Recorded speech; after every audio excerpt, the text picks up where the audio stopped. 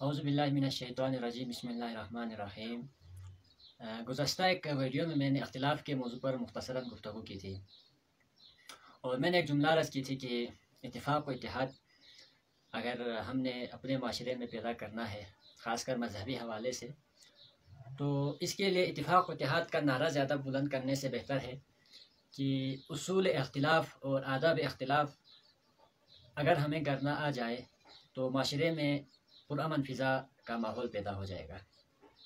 اس کی وجہ یہ ہے کہ جب علماء کے درمیان آداب اختلاف ان کو کرنا آ جائے گا تو وہ جو اختلافی موضوعات ہیں ان کو علماء کے درمیان رکھیں گے اور عوام الناس کو ایک دوسرے کے خلاف متنفر نہیں کریں گے۔ سید بشارت حسین ٹھگسوی صاحب ہیں اور ان سے میں تھوڑا سا اختلاف کرنے لگا ہوں کہ انہوں نے جو یہ کتاب روضۃ الفردوس ہے، یہ جو کتاب روضۃ الفردوس ہے، اس کا انہوں نے ترجمہ کیا ہوا ہے آتی ہے، اور ایک یہ مودۃ القربہ کی یہ جو کتاب ہے تو یہ بھی اس کی ترجمہ اخوند محمد تقی حسینی صاحب نے کی ہے، لیکن جو یہ جو روضۃ الفردوس کتاب ہے، اس کتاب میں جو مقدمہ لکھا ہوا ہے سید بشارت صاحب نے، بالکل وہی مقدمہ یہاں مودۃ القربہ کی کتاب میں بھی لکھی ہوئی ہے۔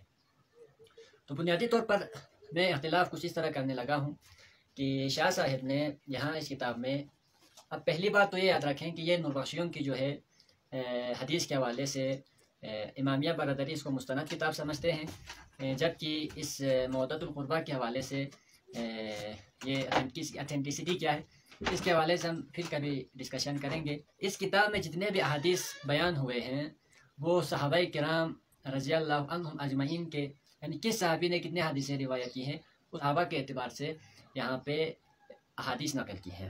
تو بیسیکلی یہ جو روضۃ الفردوس ہے اس میں اہل بیت کے فضائل بھی بیان ہوئے ہیں۔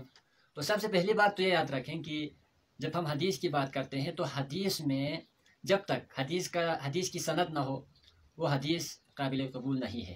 خود حضور کے مولا علی، امام جعفر صادق اور ائمہ اہل بیت کے فرامین کے مطابق جن حدیث کی سند نہیں ہوتی اس کو ہم حدیث نہیں کہہ سکتے۔ تو ایسی حدیثیں جن کی سند ہی نہیں ہے اس کو عوام الناس کے سامنے بیان بھی نہیں کر سکتے۔ یہ بنیادی بات ذہن نشین کر لیجئے۔ پھر اس کے بعد حدیث کی صحت پہ ہم بات کریں گے اور اس حدیث کے متن پہ ہم غور کریں گے اور حدیث کے راویوں کے اوپر تحقیقات کریں گے، اور اس کے بعد ہم حدیث کی کیٹیگری کریں گے کہ وہ حدیث کس کیٹیگری میں لائی کرتا ہے، اور پھر عقل اور علم کے مسلمات کے مطابق ان حدیثوں کو پرکھیں گے، پھر ان حدیثوں کو قرآن سنت کے ترازو میں رکھ کر تولیں گے، پھر ہم کوئی فیصلہ کرنے میں یا ان حدیثوں کو آگے عوام الناس تک بیان کرنے یا نہ کرنے کے پوزیشن میں ہوں گے۔ تو یہ سب علماء کے کرنے کے کام ہیں، وقت لگتا ہے، تو باقاعدہ ایک ٹیم کی ضرورت ہے، تو اس کو انشاءاللہ امید ہے مستقبل میں اس پہ بھی کام کریں گے۔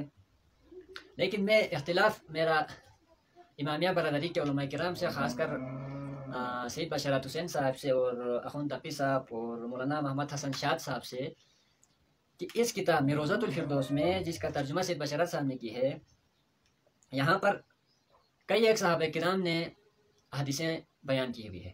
اس میں سے جو میں نے گنتی کی ہے اس میں تیسرے نمبر پہ ام المومنین حضرت عائشہ رضی اللہ عنہا سے 49 حدیثیں روضۃ الفردوس میں روایت ہوئی ہے۔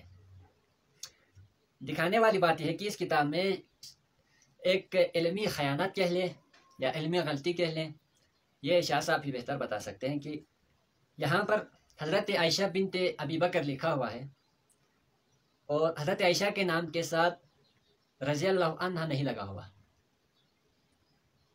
اس کی وجہ میں شاہ صاحب سے خود پوچھنا چاہوں گا، میں اس پہ کوئی کمنٹ نہیں کروں گا، شاہ صاحب خود بتائیں کہ آپ نے یہاں پر یہ زیادتی کیوں کی ہے۔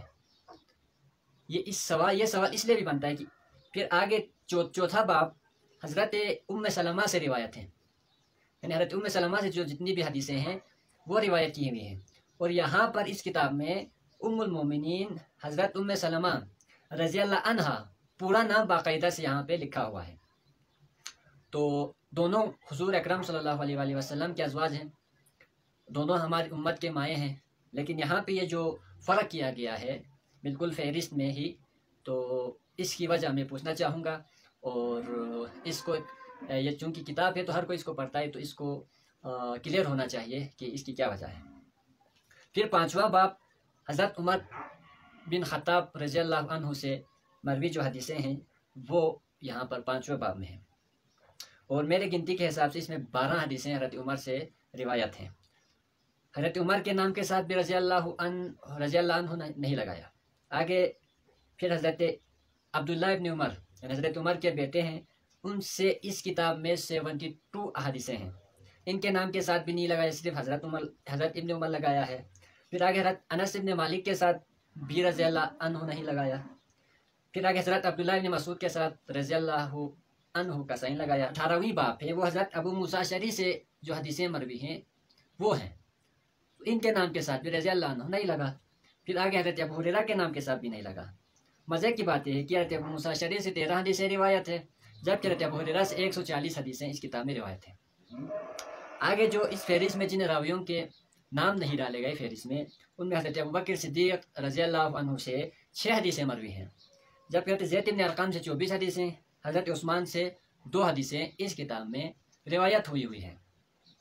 ٹوٹل میں تقریباً 513 کے قریب حدیثیں بنتی ہیں جو ان اصحاب سے، خلفائے ثلاثہ حضرت عائشہ اور حضرت ابو موسیٰ اشعری، حضرت ابو ہریرہ وغیرہ سے حدیثیں روایت ہیں۔ کن کی شان میں؟ اہل بیت کی شان میں۔ کس کتاب میں؟ روضۃ الفردوس میں۔ تو میرا شاہ صاحب سے سوال ہے کہ کیا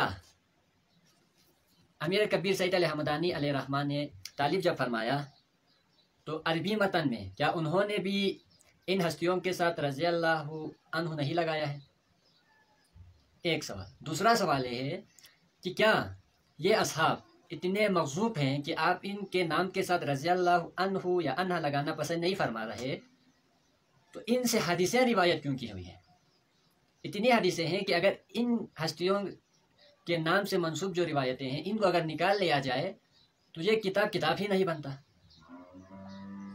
تو میری گزارش ہے کہ آپ ان ہستیوں کے حوالے سے اپنا عقیدہ عوام کے سامنے پیش کریں۔ اگر یہ ہستیاں مغضوب ہے تو حدیثیں کیوں لی ہوئی ہے امیر کبیر علیہ الرحمٰن نے اور آپ نے بھی، اور آپ نے ترجمے میں اور فہرست میں ان کے نام کے ساتھ خیانت جو کی ہے میرے خیال سے یہ نامناسب ہے۔ یہ ایک ہو گئے۔ دوسری جو کتاب ہے موعظۃ القربیٰ، اس کا اصلی نام تو ذات القربیٰ ہے، اور اس کے حوالے سے ہم پھر کبھی بات کریں گے۔ اگر اس کتاب کی بات کی جائے تو اس کتاب میں بھی، اس میں تو ٹوٹل اہل بیت کے فضائل بیان ہوئے۔ اس کتاب میں حضرت ابو ہریرہ سے 11 حدیثیں، ام المومنین حضرت عائشہ رضی اللہ عنہا سے 9، حضرت عمر ابن خطاب رضی اللہ عنہ سے 8، حضرت عبداللہ ابن عمر سے 8، حضرت ابوبکر ابن قحافہ رضی اللہ عنہ سے 3 حدیثیں روایت ہیں۔ تو ٹوٹل 39 حدیثیں یہاں پر بھی ان ہستیوں سے روایت کی ہوئی ہیں۔ تو یہی میرے کچھ سوالات ہیں اور اعتراضات بھی ہیں کہ آپ نے ان کے ساتھ چھیڑخانی کیوں کی، اور اس کے بعد جو آگے کتاب میں جو مقدمہ لکھا ہوا ہے اس میں بھی کافی اعتراضات آ رہے ہیں۔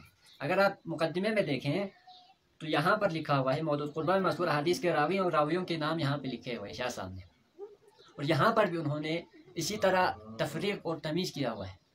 کسی کے نام کے ساتھ علیہ السلام لکھا ہوا ہے، کسی کے ساتھ رضی اللہ عنہ لکھا ہوا ہے، کسی کے ساتھ نہیں لکھا ہوا۔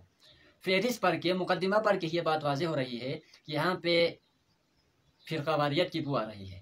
تو شاہ صاحب مجھے امید ہے کہ آپ ان حدیثوں کے حوالے سے تسلی بخش جوابات دیں گے۔